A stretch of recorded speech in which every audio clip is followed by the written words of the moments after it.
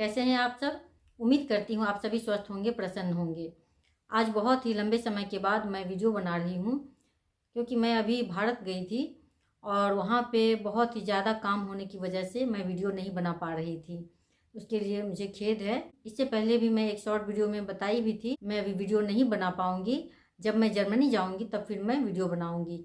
तो मैं जर्मनी आ गई हूँ और मैं आज एक वीडियो भी बना रही हूँ। आज का जो मेरा टॉपिक है वो है ब्रह्मचर्य क्या है और इसका पालन क्यों करना चाहिए। और कमेंट्स लिखने वाले में अधिकतर जो बच्चे हैं वो 12 से लेकर 20-22 वर्ष तक के बच्चे हैं। इस उम्र के जो बच्चे हैं उनको ब्रह्मचर्य के बारे में कहीं से भी पता नहीं होता है। और ये जो बच्चे हैं ये गलत चीज़ों को देखकर मोबाइल में, टीवी में या फिर किसी और से सुनकर पढ़कर ब्रह्मचर्य को नष्ट करने लग जाते हैं।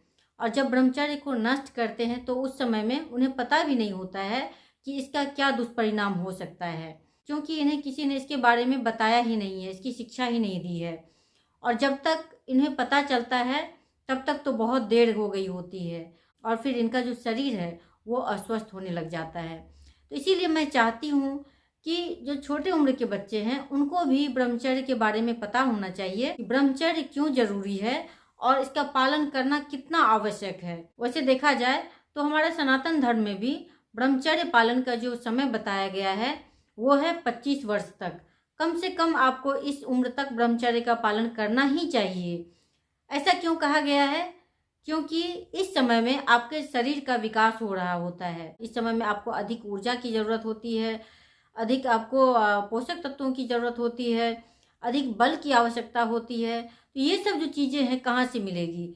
जब आप कम ही उम्र में, कच्ची उम्र में ही अपने वीर्य को नष्ट करने लग जाएंगे, ब्रह्मचर्य को खंडित करते रहेंगे, तो फिर आपके शरीर में जो कुछ भी बन रहा है वो तो सब बाहर जा रहा है। तो फिर आपके शरीर को ये लगेगा कैसे?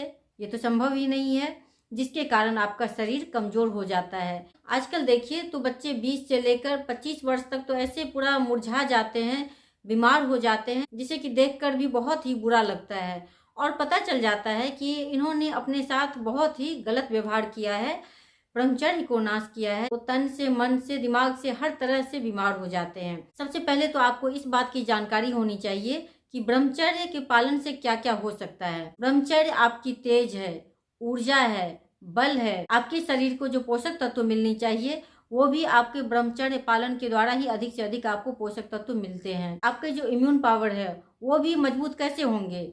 जब आप ब्रह्मचर्य का पालन करेंगे। जो लोग अपने ब्रह्मचर्य को बार बार खंडित करते रहते हैं, ऐसे लोगों का जो वीर्य है वो अपने आप ही नीचे जाना शुरू हो जाता है, चाहे बाद में आप कुछ करें या ना करें, क्योंकि उसको एक रास्ता मिल गया है। वो जाने अनजाने में भी ऐसा होता रहता है, जिसके कारण आपके शरीर को जो कुछ भी आप भोजन खाते हैं वो लगता नहीं है, क्योंकि आपका जो डाइजेशन सिस्टम है वो बहुत ही ज़्यादा कमज़ोर होता चला जाता है। और आप जो कुछ भी भोजन खाते हैं ठीक तरह से डाइजेस्ट नहीं होता है, और डाइजेस्ट नहीं होने के कारण आपके शरीर को ये लगता नहीं है। बहुत से लोगों को बहुत ज़्यादा तकलीफें हैं। अगर आप ब्रह्मचर्य का पालन करते हैं तो इससे आपकी बुद्धि भी बहुत ही ज़्यादा तेज होती चली जाएगी, आपकी याददाश्त शक्ति बढ़ेगी, हर तरह से आप अच्छे होते चले जाएंगे, मजबूत होते चले जाएंगे, स्वस्थ हो जाएंगे और आनंद में रहने लग जाएंगे। क्यों कहा जाता है कि विद्यार्थियों को ब्रह्मचर्य का पालन करना चाहिए? क्योंकि विद्यार्थियों को बहुत कुछ करना है, अपने जीवन में बहुत आगे बढ़ना है। अगर वो ब्रह्मचर्य का पालन नहीं करेंगे, ब्रह्मचर्य को खंडित करते रहेंगे, तो इससे उनका विकास नहीं हो पाएगा और वो अपने जीवन को पतन की ओर लेकर चले जाएंगे। काम वासना में ही उनका जीवन लिप्त हो जाएगा। वो अपने जीवन में जितना कुछ कर सकते थे, उनकी जितनी संभावनाएं थी, वो सब वो नहीं कर पाएंगे।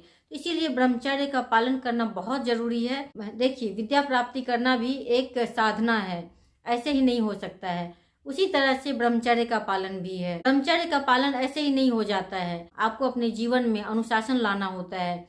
जब तक अनुशासन नहीं है आपके जीवन में, आप ब्रह्मचारी नहीं हो सकते हैं। जो लोग ब्रह्मचारी होते हैं वे लोग देर तक सोना पसंद नहीं करते हैं, यानी कि सुबह जल्दी उठ जाते हैं, थोड़ी बहुत योगाभ्यास करते हैं या दौड़ने जाते हैं, कुछ एक्टिविटीज करते हैं, ध्यान करते हैं, सात्विक भोजन खाते हैं। तो इस तरह से उनका जो जीवन है वो बहुत ही ज़्यादा अनुशासित होता है। और जो व्यक्ति अनुशासित होता है, अपने जीवन में अच्छी अच्छी चीज़ों को शामिल करता है, उनका जीवन एक अलग ही जीवन बन जाता है।